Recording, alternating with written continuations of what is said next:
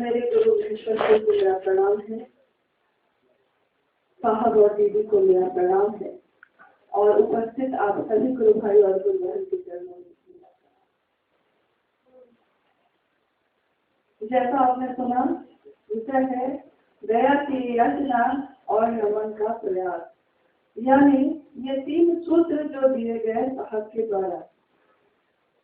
इन तीनों सूत्रों में पहला सूत्र और तृतीय सूत्र, तीसरा सूत्र दया की याचना पे तो अभी थोड़ी देर पहले पंकज गुरु भाई जो बोल रहे थे कि दया की याचना आदमी कैसे करता है, किस परिस्थिति में पड़ जाता है, ये तुरंत की अनुभूति उनकी थी। और वो समझते होंगे कि सिर्फ उनकी अनुभूति है, तो ऐसा नहीं है, हम सबों की यही अनुभूति है कि उनकी दया के बिना तो हम उनके बारे में कुछ बोल ही नहीं सकते, कि उनकी दया के बिना तो हमारे मन में, हमारे मस्तिष्क में, हमारी बोली में कुछ उतरता ही नहीं। तो सब कुछ अंत तुम्हें कहा गया है, आगाज तुम्ही अंजाम तुम्ही, तुम पर ही रही हर वक्त नजर। गुरु की दया में हम सब खड़े हैं, उनकी याचना में हम सब खड़े हैं। लेकिन इन तीनों सूत्रों की जब बात होती है, ये 3 सूत्र जो आज की संस्कृतता में प्रतिपादित किए गए हैं साहब के द्वारा। प्रथम सूत्र है जिसमें यह कहा गया है कि अपने गुरु शिव से मन ही मन आप दया की याचना करिए कि हे शिव, आप मेरे गुरु हैं, मैं आपका शिष्य हूँ, मुझ शिष्य पे दया कर दीजिए। ये तीनों सूत्र मात्र एक ही उद्देश्य के लिए प्रतिपादित किए गए कि इनके द्वारा चलके, इनके सहारे हम अपने गुरु शिव से जुड़ाव कर सकें, उनसे हमारा मन जुड़ सके। किसी भी शिष्य में जब तक गुरु के प्रति भाव नहीं हो, वो उस स्तर का ज्ञान प्राप्त नहीं कर पाता जैसा गुरु कहते हैं करना। आपने सुना भी होगा, किसी के पिता बहुत विद्वान हो, लेकिन उनका बेटा भी अगर उनसे पढ़ना नहीं चाहे, ज्ञान नहीं देना चाहे, तो वो पिता भी अपने पुत्र में ज्ञान उतार नहीं सकते। वो सब कुछ दे सकता है, अपनी संपत्ति, अपना वैभव, अपनी प्रतिष्ठा, अपना सब कुछ, परंतु ज्ञान ऐसी चीज है जिसके लिए उसको अपने पिता के सामने भी दया की स्थिति में खड़ा होना होगा, तभी ज्ञान उतरता है। सामान्यतः शिष्य भी एक व्यक्ति है और स्वभाव से हम सब लौकिक जगत के आकर्षण में हैं, तो संभव है कि गुरु भाव अगर हमारे आपके अंदर जगता भी है, गुरु के प्रति वो भाव जगता भी है, तो इतने कम समय के लिए जगता है कि ठहर नहीं पाता, टिक नहीं पाता। साहब की चर्चा में आपने कल सुना भी, शमशान में या किसी अपने व्यक्ति से मर जाने के कुछ समय के लिए हम सबों के अंदर वो वैराग्य उत्पन्न होता है, कुछ समय के लिए, कभी कभी तो लंबे समय के लिए। जैसा हम सबों के मन में जो उत्पन्न हुआ तो आज तक चल ही रहा है। जब हमारी दीदी मीरा मानंद जी इस तरह से छोड़ के चली गई थी, और उसके बाद बहुत सी ऐसी बातें जो हम लोग बोली में सुनते थे, ये बोलने भी उतरा कि कुछ रखा यहाँ नहीं है। अभी हंसी नहीं हम लोग कह रहे थे, जैसे चाय आई तो अब चाय क्या पीना, तो चली चले का बेला है, जैसा मंडल चलाकर हमेशा कहते हैं चला चली का बेला है, इसलिए जो आ रहा है सबको ग्रहण कर लीजिए, क्या पता फिर मिले कि न मिले। तो हम सबों की स्थिति वैसी ही है, लेकिन हमारे आपके मन में जो वैराग्य उत्पन्न होता है वो इतने कम समय के लिए होता है कि कल आपने सुना साहब की चर्चा में कि शमशान से बाहर आते ही लोग जलेबी खोजने लगते हैं। मन इतनी बुरी तरह से जगत जाता है लौकिक चीजों में, अपने इस जगत में, इसके आकर्षण के सामने वो वैराग्य भाव जो शिव के प्रति आवेशित हुआ था, ठहरता ही नहीं, तुरंत ही टूट जाता है। इसमें हमारी आपकी गलती नहीं, हम मनुष्य हैं, हमें ऐसा ही बनाया गया है।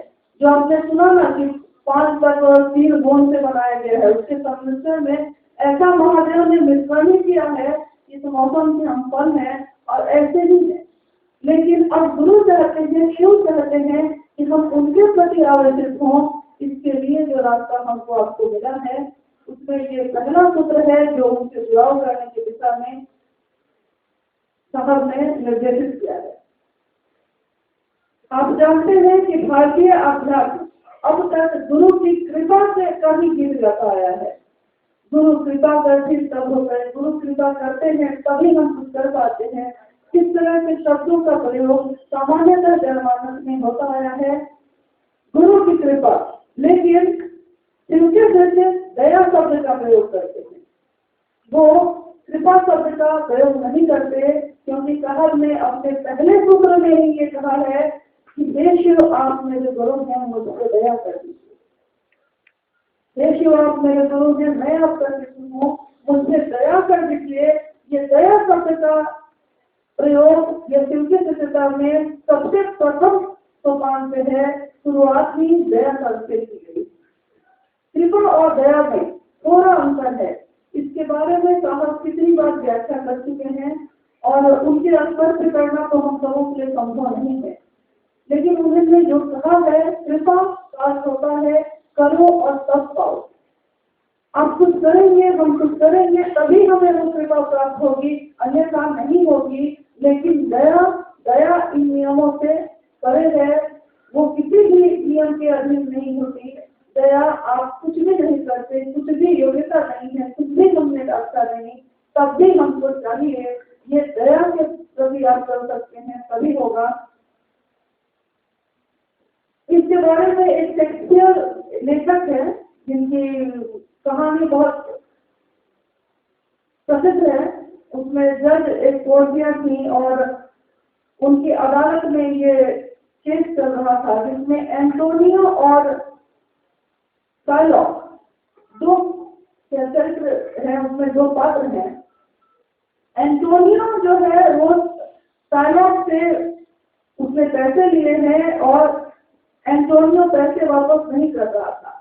उन दोनों में लिखित समझौता ये हुआ था कि अगर एंटोनियो पैसा वापस नहीं कर पाएगा साइलॉक को, तो साइलॉक को ये अधिकार होगा कि वो उसके कलेजे से आधा पौंड मांस ले सकेगा। ये बहुत कड़ा समझौता था जो कभी सुनने में नहीं आता कि इस तरह की लिखित समझौते किसी ने किए हों। लेकिन ये कहानी है जिसमें इस तरह की बात लिखी गई थी कि जज पोर्टिया के अदालत में ये केस गया, जब दोनों के बीच का समझौता पूरा नहीं हो पाया, वो पैसा वापस नहीं कर पाया और उससे वो साइलॉक जो था उसके कलेजे का आधा पौंड मांगने लगा। तब ये केस पोर्टिया जज के अदालत में गया। वहां जज के सामने सारी बात रखी गई और ये भी कहा गया कि इसने वादा किया था, इसने लिखित समझौता किया था कि वो जब पैसे वापस नहीं कर पाएगा तो मैं उसके कलेजे का आधा पौंड मांस ले सकूंगा। जज पोर्टिया ने बहुत समझाने की कोशिश की। उसने कहा कि ये इंसानियत नहीं है, अगर वो पैसे वापस नहीं कर पा रहा तो आप इंसान के तौर पर भी उसको देखिए, समझने की कोशिश करिए, कुछ नहीं तो आप दया कर दीजिए। इस इंसान पे एक इंसान दया तो कर ही सकता है। दया करने से आप नियमों से परे जा सकते हैं। नियम के अधीन एंटोनियो हार चुका था, लेकिन पोर्टिया ने साइलॉक को समझाया कि तुम दया कर दो, और दया देने वाला और प्राप्त करने वाला दोनों ईश्वर की अनुकंपा प्राप्त करता है। Mercy is twice blessed the giver and receiver. दया देने वाला और दया करने वाला, प्राप्त करने वाला, दोनों ईश्वर की अनुकंपा प्राप्त करते हैं। ऐसा करके उसने समझाया कि दया में इतनी ज्यादा ताकत होती है। कहानी इससे भी आगे है कि अंत में तो हुआ ये कि फिर भी वो नहीं माना। तब जॉर्ज पोर्टिया ने कहा कि ठीक है, तुम अगर तब भी नहीं मानते तो तुम कलेजे का मांस ले सकते हो, लेकिन खून की एक बूंद भी गिरनी नहीं चाहिए। तुम्हारे समझौते में ये था ना कि तुम मांस ले सकते हो, खून ले सकते हो, ये नहीं था। इसलिए अंत इस कहानी का ये हुआ। लेकिन इसमें उदाहरण देखने को मिला कि कितने भी समझौते हो, कितने भी नियम लिखे जाए, लेकिन अगर वो दया की बात उसमें आती है तो वो सारे नियमों से परे हो जाता है, उसमें कोई भी नियम नहीं चलता। दूसरा उदाहरण हमारे भारतीय संविधान का है। हम भारत देश में रहते हैं, भारत देश का संविधान हमारे देश में लागू है, इस संविधान में भी ये प्रावधान है कि अगर कोई व्यक्ति, चाहे उसको फांसी की सजा भी हो गई हो, लेकिन अगर वो दया की याचिका दायर करता है, माननीय सर्वोच्च न्यायालय के द्वारा भी अगर उसको ये सजा हो गई है, तो वो महामहिम राष्ट्रपति के पास दया की याचना कर सकता है। और राष्ट्रपति को ये अधिकार होता है कि वो चाहे कितने भी जघन्य अपराध का अपराधी हो, राष्ट्रपति, महामहिम राष्ट्रपति उसको क्षमा दे सकते हैं दया के अधीन। वहाँ पे कोई भी नियम काम नहीं करता। वैसे ही जब हम इस जगत के आकर्षण में हैं, बहुत से नियमों से बंधे हैं, बहुत से प्रारब्ध, बहुत से कर्म हमारे आपके ऊपर लागू है, लेकिन जब हम दया की बात करते हैं तो ये सारे नियम पीछे छूट जाते हैं और हम शिव की दया के शिवोन्मुख होने लगते हैं, शिव की दया के दायरे में आने लगते हैं। तो व्यक्ति शिव को अपना गुरु मानता है, शिव उसके गुरु होते हैं, जो विश्व गुरु है, जगत गुरु है, आदि गुरु है, गुरुओं के गुरु है, पुराणिपति है। इतना नहीं, शिव को ईसा पूर्व रचित वाल्मीकि रामायण में परम गुरु कहा गया है, उन्हें गुरुओं का राजा भी कहा गया है। शिव की सर्वोच्च सत्ता को हम आप अपना गुरु मानते हैं, उनका शिष्य होने से कुछ परिवर्तित है, तो एक मनुष्य उस विश्व गुरु से दया भी मांग सकता है। इसीलिए इस शब्द का प्रयोग हुआ कि उस विश्व गुरु, उस परमात्मा, उस ईश्वर से जब हम गुरु के रूप में जुड़ते हैं, शिष्य बन के जुड़ते हैं, तो उनसे मात्र दया की ही स्थिति बनती है। करे और पाए ऐसा दुस्साहस कोई शिव का शिष्य नहीं कर सकता। उस सत्ता के सामने करे और पाले, ये तो बहुत बड़े दुस्साहस की बात है। इसीलिए शिव के शिष्य दया की याचना में खड़े होते हैं, जिसको कहा है अपने प्रथम सूत्र में कहा है। पहले सूत्र में कहा गया है कि हे शिव आप मेरे गुरु हैं। ये बहुत ध्यान देने की बात है, क्योंकि साहब इस पे बहुत जोर देते हैं और बार बार इस बात को उन्होंने दोहराया है कि हे शिव आप मेरे गुरु हैं, आप जगत के गुरु हैं, आप विश्व गुरु हैं। ये बातें नहीं कही गई हैं। पहली पंक्ति जो है, हे शिव आप मेरे गुरु, ये पंक्ति दर्शाती है कि ये सत्य है कि दया की मन स्थिति में ही दया प्राप्त होने की संभावना बढ़ती है। दया एक भाव है, अतएव दया प्राप्त करने के लिए भी दया की याचना के साथ भाव का युक्त होना अनिवार्य है।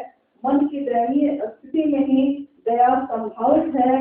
आप कहेंगे कि प्रशंसक तो इस बोली में अथवा मुक्त संवाद से ही दया मांगने की प्रक्रिया में प्रवेश करता है। यह इसलिए है कि शिष्य के मन का समय समय अपने गुरु से दया मांगने का स्वभाव हो जाए।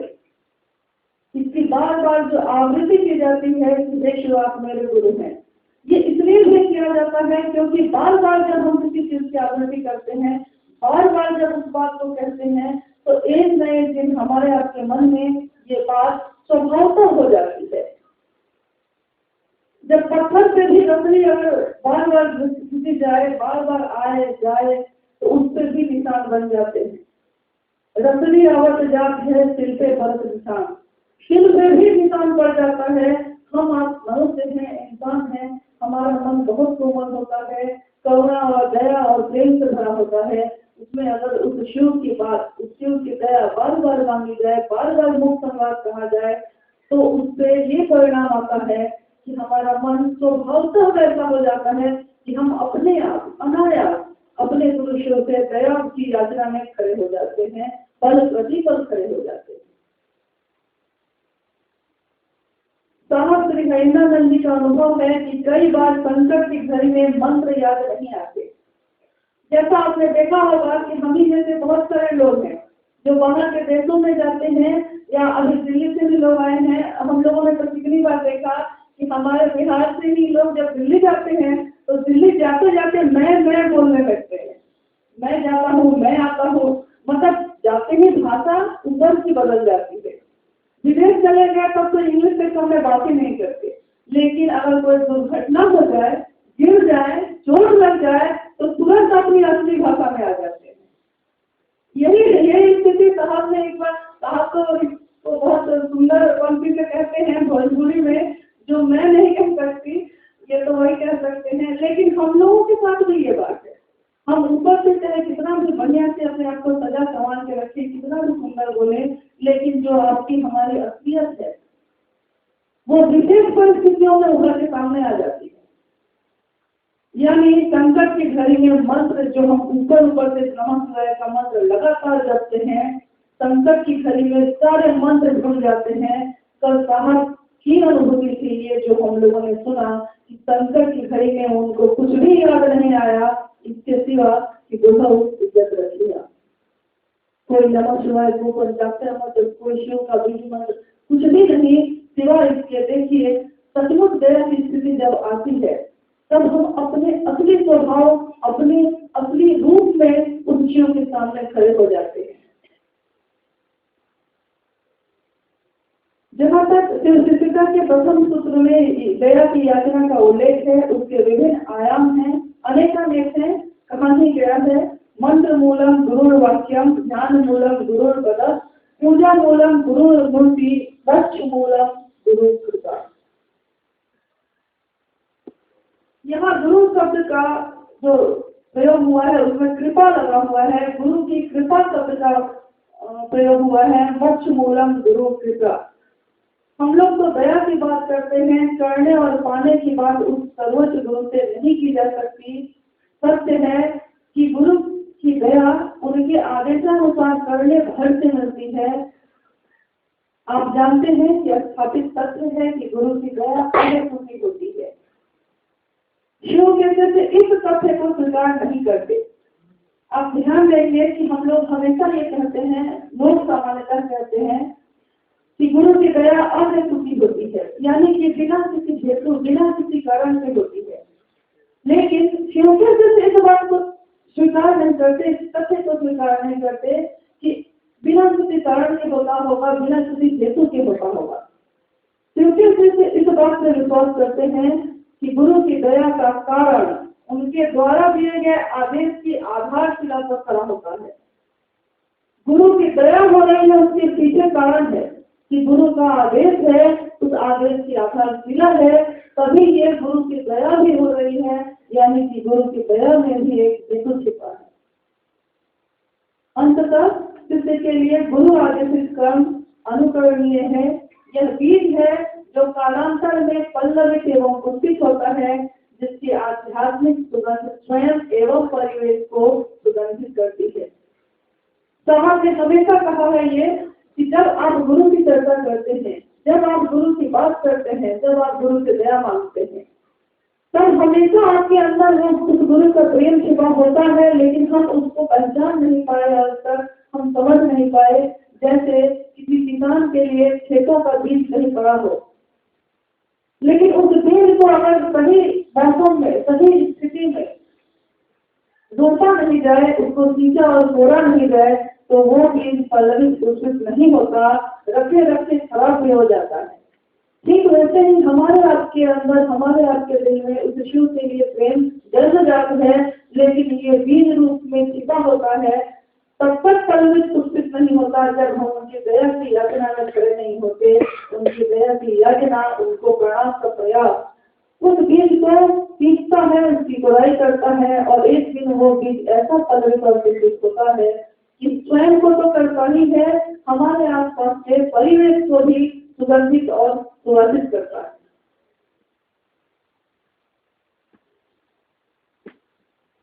ये प्रथम सूत्र की व्याख्या कही जा सकती है, लेकिन हर शिष्य की अपनी एक अनुभूति होती है।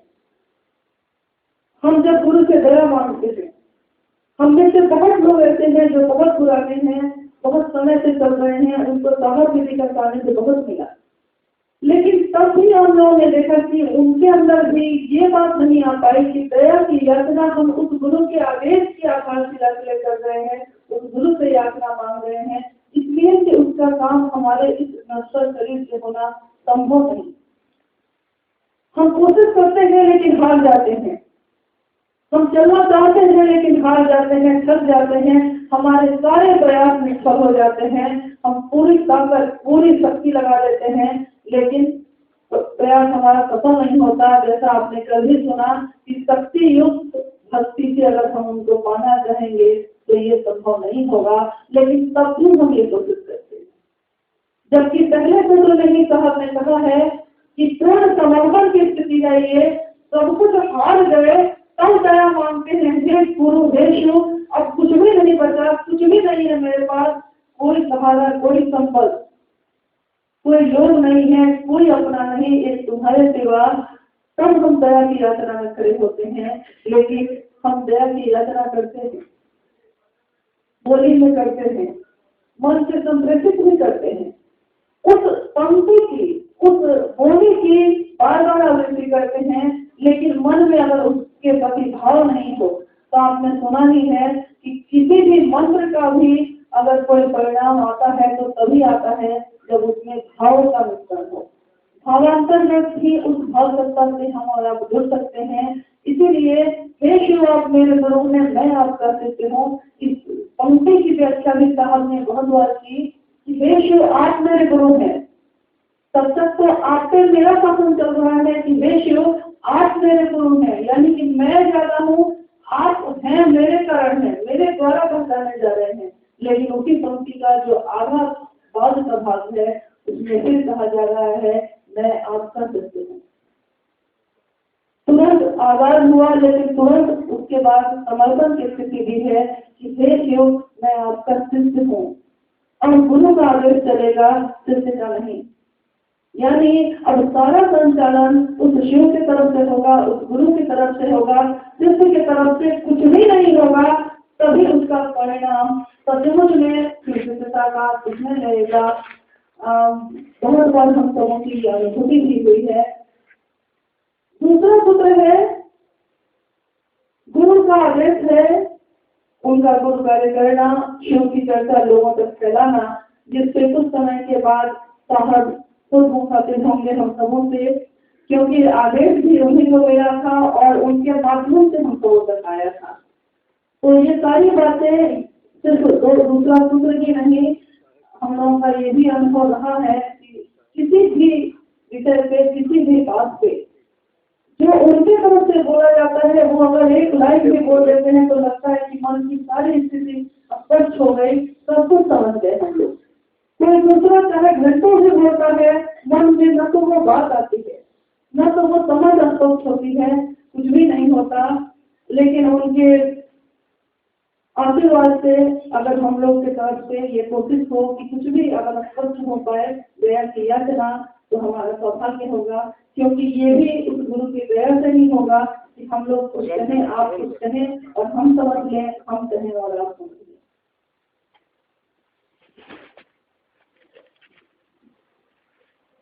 जैसा मैंने अभी कहा कि बार बार अगर एक बात का प्रयास किया जाए, कोशिश की जाए, तो उस कोशिश का भी परिणाम होता है।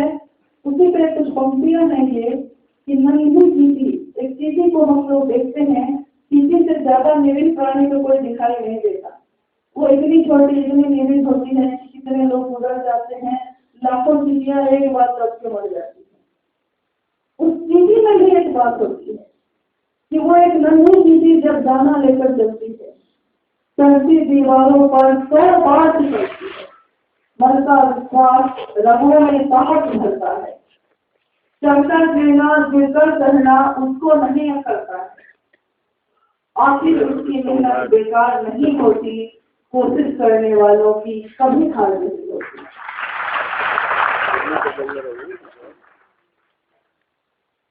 तृतीय सूत्र जो नमन की स्थिति है, उसकी व्याख्या में हम करते हैं, बचपन से हम सबों को यह सिखाया जाता है कि अपने से बड़ों को प्रणाम करिए। आपसे जो श्रेष्ठ है, आपसे जो ज्यादा जानने वाले हैं, उनको प्रणाम कीजिए। और इस प्रक्रिया में तो हम लोग देखते भी हैं कि अगर कोई शिक्षक हैं, चाहे वो मेरे बच्चे को पढ़ाते हैं, तब भी हम लोग उसको प्रणाम करते हैं, क्योंकि मन में ये विश्वास होता है कि वो हमसे ज्यादा जानता है, तो प्रणाम के योग्य है।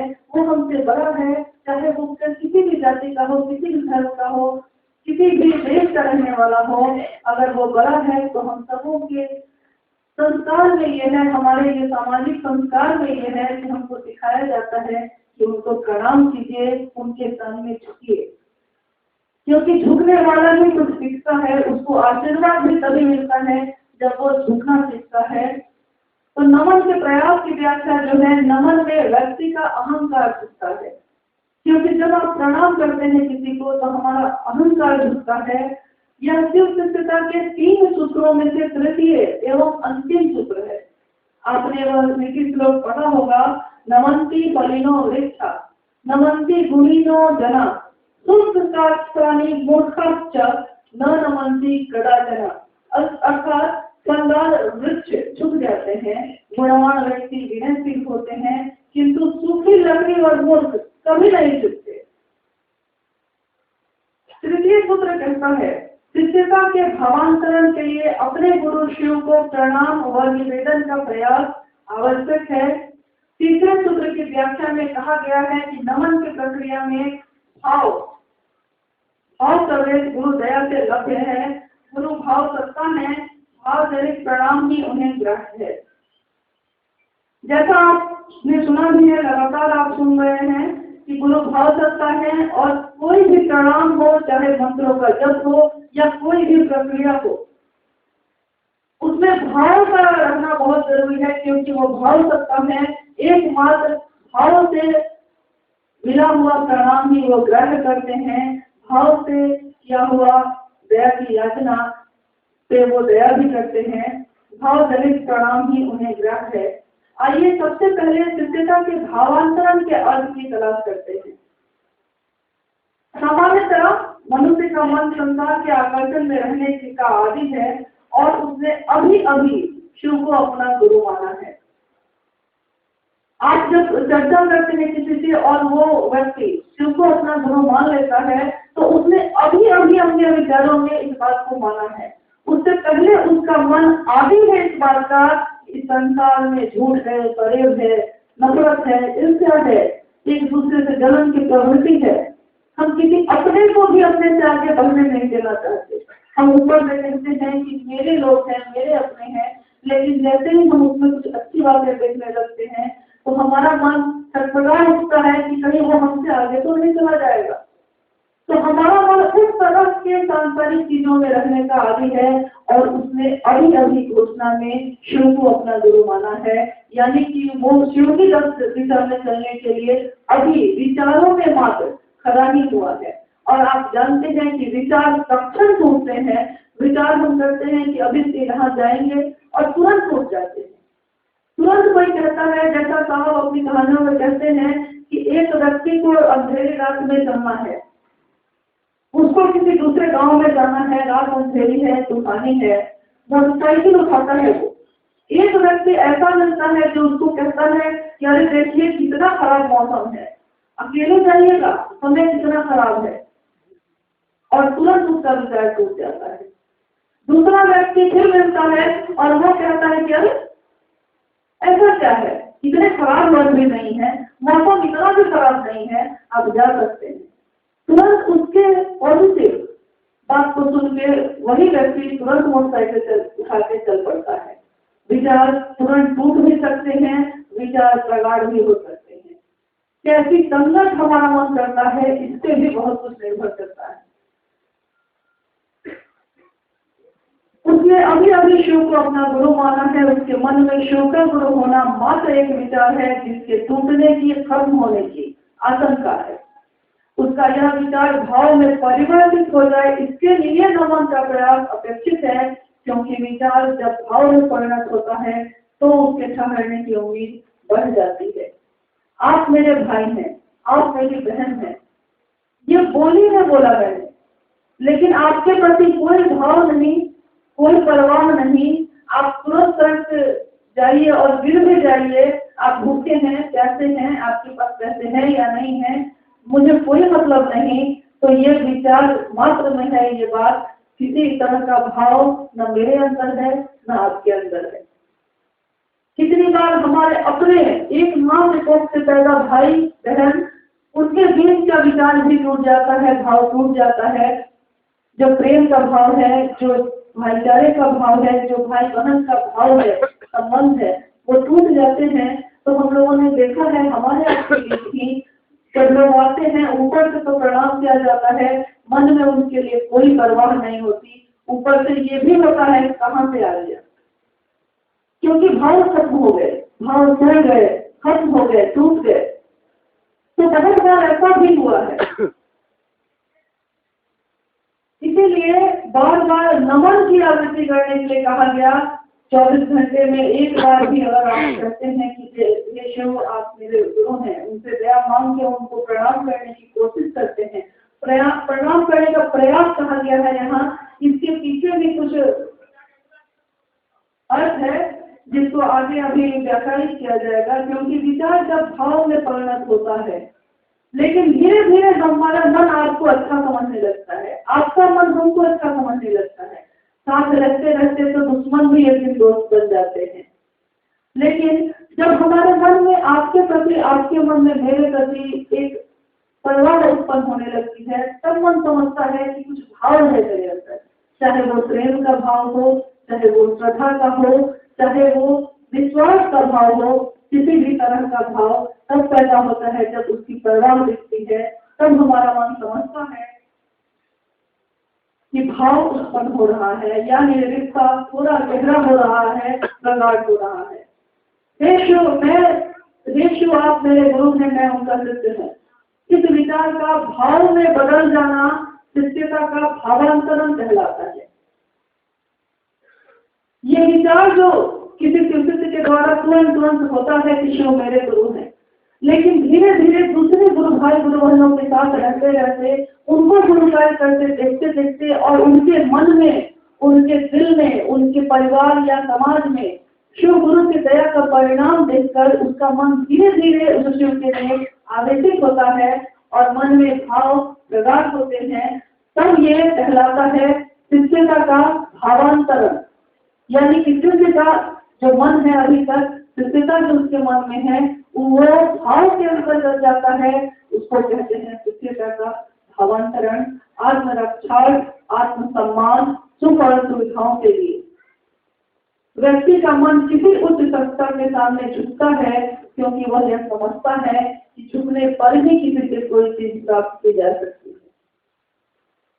कोई बहुत बड़ा अधिकारी हो, कोई बहुत अमीर आदमी हो, कोई बड़ा पॉलिटिशियन हो, कोई बड़ी उच्च सत्ता का आदमी हो, या कोई वैसा आदमी हो जिससे हमारा मन समझता है कि उससे जब हम उसके सामने झुकेंगे, उसको 10 बार प्रणाम करेंगे, तो उससे हम उस चीज को प्राप्त कर सकते हैं, अपना काम करवा सकते हैं। तो हम लोग उसको बार बार प्रणाम करते हैं, बार बार झुकते हैं। कहते हैं कि दिखावे के लिए भी प्रेम करते करते कभी न कभी तो प्यार हो जाता है। झूठ बोलते बोलते भी एक दिन सांस बन जाता है वो। और ये हमारा सामान्य स्वभाव है इस दुनिया में कि हम जब समझते हैं कि किसी से कोई चीज प्राप्त की जा सकती है, तब उस उच्च सत्ता या किसी भी वैसे व्यक्ति के सामने हम झुकते हैं। वैदिक एवं उत्तर वैदिक काल में रुद्र को आहुतियां दी जाती थी। ये ऐतिहासिक बहुत सी चीजें बताई गई हैं। मंडल सर ने बताया, अनुभया ने बताया और लवली दीदी ने बताया। ऐतिहासिक बहुत सी चीजों को हम लोगों ने सुना भी। एक दिन ऐसा भी आएगा जो हम आज में वर्तमान में लोग कहानियां कहेंगे कि साहब एक थे, उनके शिष्य साथ में गुरुभाई गुरुबन ऐसे थे। ये देखिए, ये भी इतिहास ही बनने वाला है। तो ये चीजें जो वर्तमान में कभी घटती हैं, समय बीतने के साथ साथ वो ऐतिहासिक हो जाती हैं, लेकिन उन ऐतिहासिक चीजों का वर्तमान से बहुत गहरा संबंध होता है। आज जो शिव गुरु की बात हो रही है, आज जो शिष्यता की बात हो रही है, उसकी आधारशिला, उसकी नींव कहीं न कहीं हमारे इतिहास में बहुत गहरे से रखी गई थी, जो आज धीरे धीरे मूल रूप में आ रही है। वैदिक एवं उत्तर वैदिक काल में रुद्र को आहुतियां दी जाती थी। रुद्र क्या शिव का ही एक नाम है, जिसका अर्थ है कि रुलाने वाला। ये आहुतियां गांव के बाहर किसी पीपल वृक्ष के नीचे अथवा निर्जन स्थान पर आयोजित होती थी और रुद्र से यज्ञ का भाग ग्रहण करने के उपरांत वापस जाने का अनुरोध किया जाता था। इसका थोड़ा सा एक भाग हम लोगों ने देखा है हमारे घर परिवार में, जो जब किसी की मृत्यु हो जाती है तो हम लोगों ने तो पहले नहीं देखा था। जब हम लोगों के घर में यह हुआ तब हम लोगों को बताया गया कि इस तरह की बात होती है कि एक कागज में या एक पत्तल में कुछ आहुतियां या भोग रख के बाहर निकल के भोग के नीचे रख दिया जाता है कि आप आइए तो आपके हिस्से का ये भोज है, लेकिन आप वहीं से लेके वहीं से वापस चले जाइएगा, क्योंकि मन में ये डर होता है कि कहीं मेरे ऊपर उसका कोई साया तो नहीं पड़ जाएगा। तो रुद्र को उस समय जो समझा जाता था भगवान शिव को कि वो रुलाने वाले देवता हैं, तो लोग भय से उनकी पूजा तो करते थे, आहुतियां देते थे, लेकिन मन में ये भी होता था कि फिर वहीं से वापस भी हो जाइएगा। इतिहास का यह पन्ना बताता है कि रुद्र की पूजा उस काल में आत्मरक्षार्थ होती थी, क्योंकि रुद्र को मृत आत्माओं का देवता, मरुतों के स्वामी, प्राकृतिक आपदाओं का धारक देवता माना जाता था। यही रुद्र कालांतर में शिव होते चले गए, इन्हें कल्याणकारी माना जाने लगा। सुख संपदा के लिए इनकी पूजा अर्चना शुरू हुई। शक्तियों से सम्मान प्राप्त होता है और शिव शक्तियों के धारक के रूप में पूजे जाने लगे। नमन भावात्मक नहीं होता, केवल बोली से किया गया प्रणाम प्रणाम नहीं है, यह अहंकार का प्रदर्शन हो सकता है, जो शिष्टाचार की चाशनी में लिपटा हुआ होता है, जो एक भाव स्थिति है उसका इसमें अभाव होता है। निस्वार्थ बिना किसी आकांक्षा और इच्छा से किया गया प्रणाम आशीर्वाद का वाहक होता है। यह सत्य है कि एक मनुष्य जो होता है वो शिवका से बनता है, वो सिर्फ एक मनुष्य है, उसके जीवन में बहुत सी मुसीबतें हैं, बहुत से बाधाएं हैं, बहुत से दुख और दर्द हैं। वो एक मनुष्य है तो उसके अंदर, उसके जीवन में, उसकी दुनिया में ये सारी चीजें फिर भी वे कहते हैं कि अपने गुरु शिव को आकांक्षा रहित प्रणाम कर निवेदित करने का प्रयास किया जाना चाहिए। आकांक्षा रहित प्रणाम करना मुश्किल है लेकिन असंभव नहीं है। कोशिश करने वाले की कभी हार नहीं होती, फर्क यही है कि कोशिश की जानी चाहिए।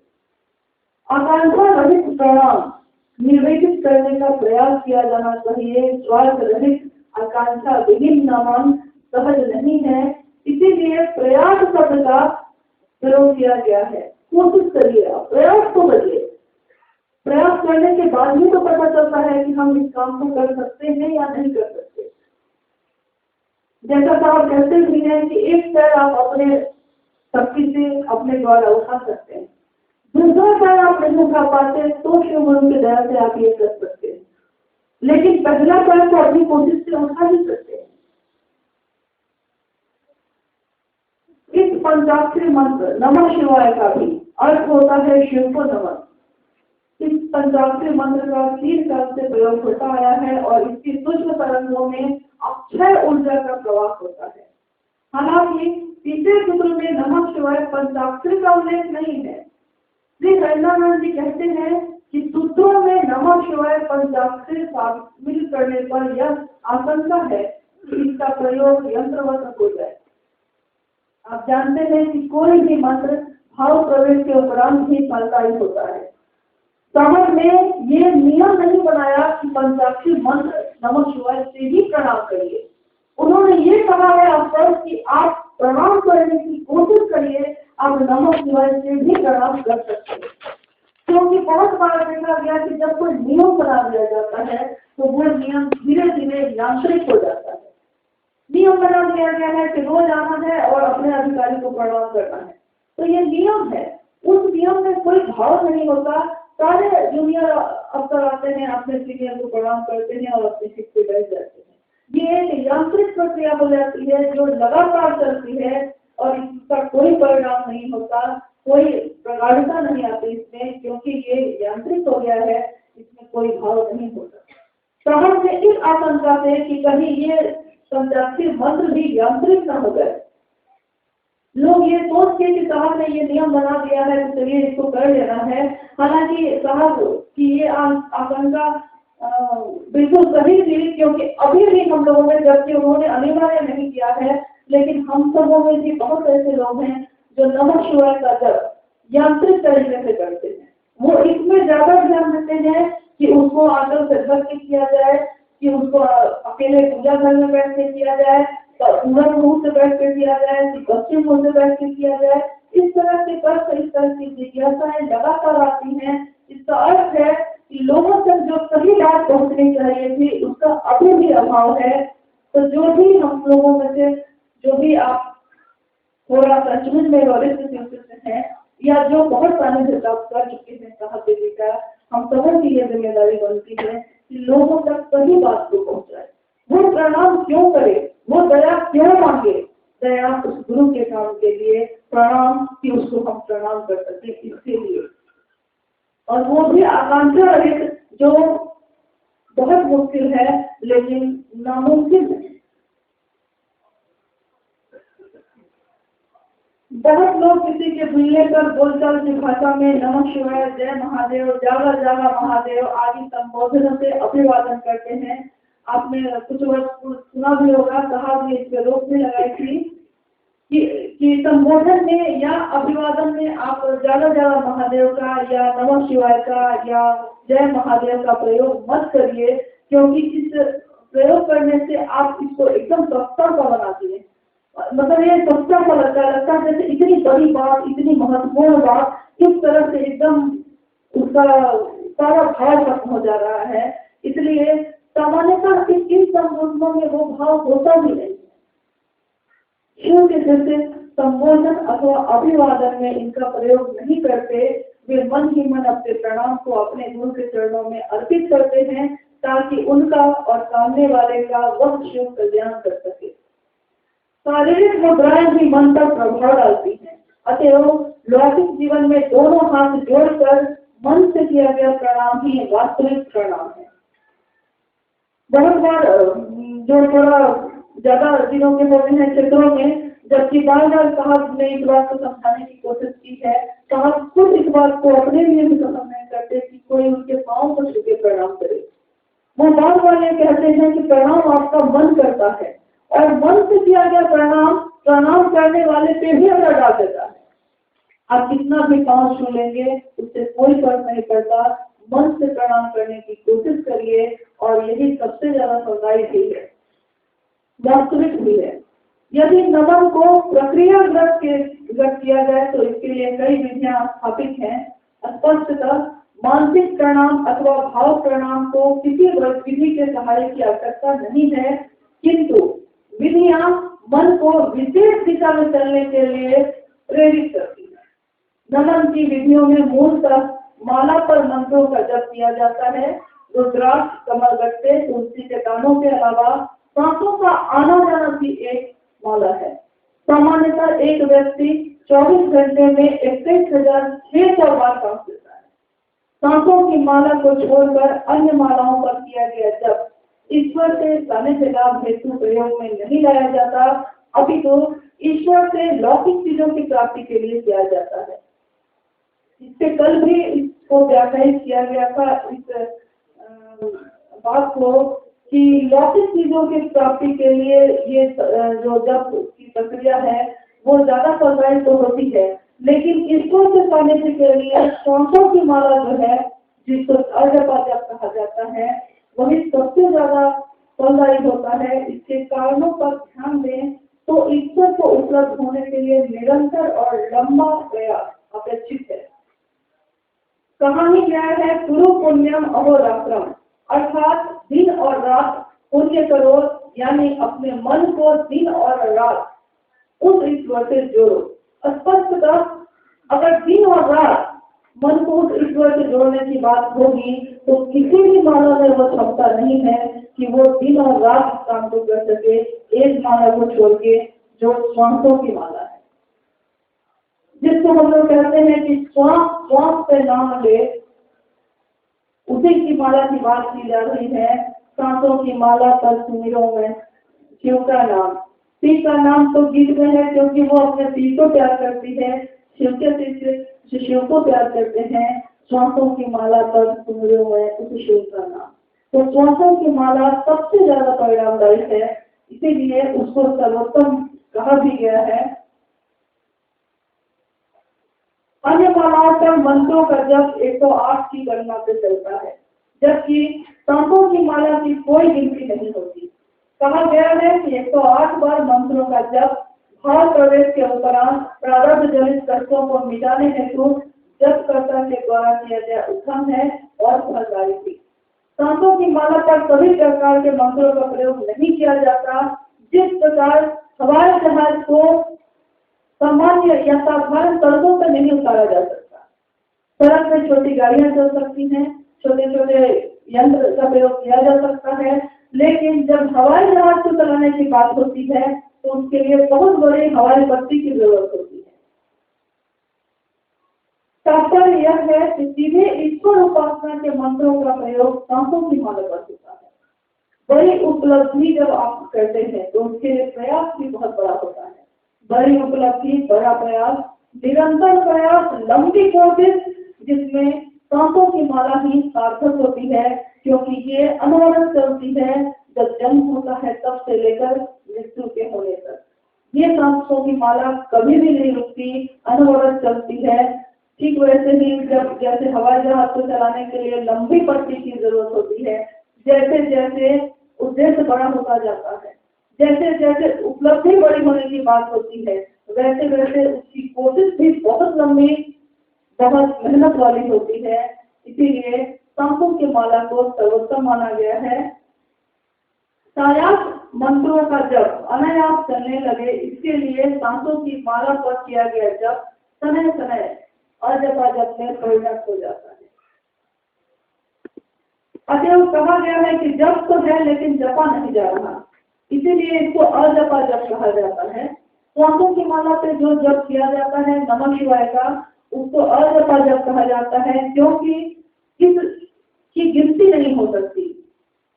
108 बार तो होता ही जाएगा वो, क्योंकि लगातार चल रहा है। तो 108 108 108 वो तो चल ही रहा है, लगातार चल रहा है। लेकिन अगर 108 तक से रुकना चाहेंगे तब तो मौत की प्राप्ति हो जाएगी। और अभी तो लंबा जीवन है, बहुत सारे काम है, तो ज्यादा कोशिश हो कि अगर ये मंत्रों पे कायस्थ हो सके, मंत्रों का जप, तो उसकी कोशिश की जाए।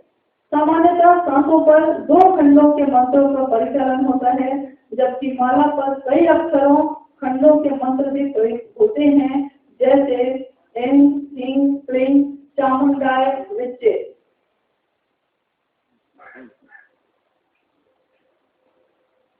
इस मंत्र का सांसों की माला पर परिचालन संभव नहीं होगा। आप श्वास से चढ़ा के भी देख लीजिए, नमः शिवाय के अलावा कोई भी मंत्र श्वासों पे सामान्य गति पे चढ़ ही नहीं पाता, चाहे वो दुनिया का कोई भी मंत्र हो। इस मंत्र का परिचालन सांसों की माला पर संभव नहीं है। इसी प्रकार नमः शिवाय में ओम के युक्त होने के पश्चात ओम नमः शिवाय का सांसों की माला पर जब सहज नहीं होता।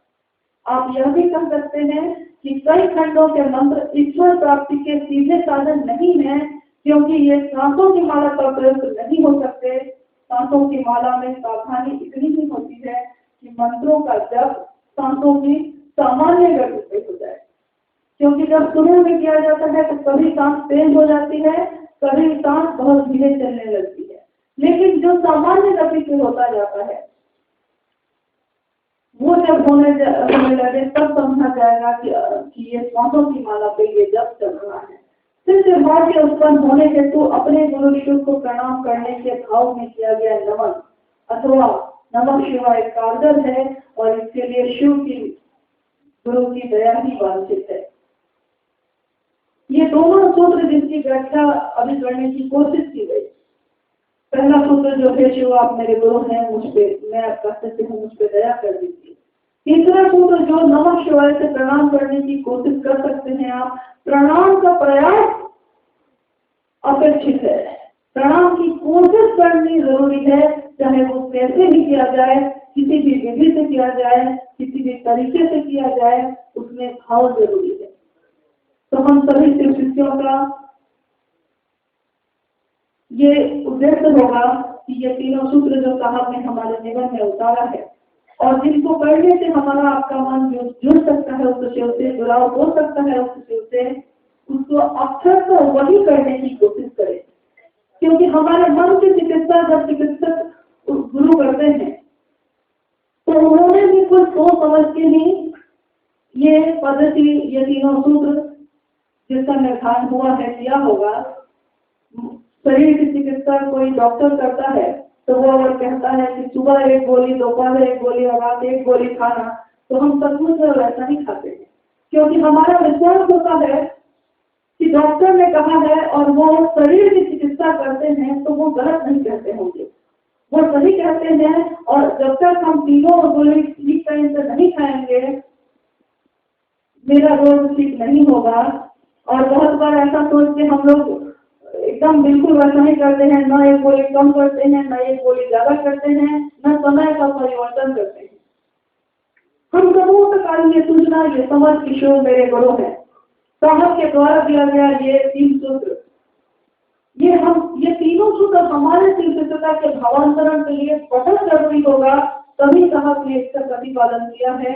तो हम सबों की ये जिम्मेदारी बनती है कि हम अक्षरशः जो साहब ने कहा है, जो साहब चाहते हैं और जो शिव गुरु की दया से चल रहा है, इस कलिकाल में चल रहा है, हम अक्षरशः वही करने की कोशिश करें, उस गुरु से दया मांगे तो इसलिए मांगे, ये विचार भी करें, उसको प्रणाम करें तो प्रणाम करने के लिए करें, ये विचार करें। और